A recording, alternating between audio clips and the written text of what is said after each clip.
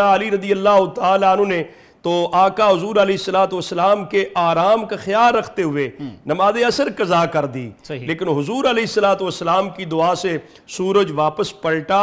اور سیدنا مولا علی المرتضیٰ کرم اللہ تعالیٰ وجہ کی نماز ادا کی ہے، جس سے پتہ چلتا ہے کہ سرکار دو عالم صلی اللہ علیہ وسلم کا ادب اور احترام کتنا ضروری ہے۔ ایک طرف نماز تھی، ایک طرف ادب رسول تھا، مولا علی رضی اللہ تعالیٰ نے ادب رسول کو ترجیح دی اور اس ادب رسول کی برکت سے پھر سورج واپس پلٹایا بھی گیا اور نماز قضا نہیں ہوئی، نماز ادا ہی پڑی ہے۔ حضرت امام احمد رضا خان محدث بریلوی رحمۃ اللہ علیہ کہنے لگے، صدیق بلکہ غار میں جاں اپنی دے چکے،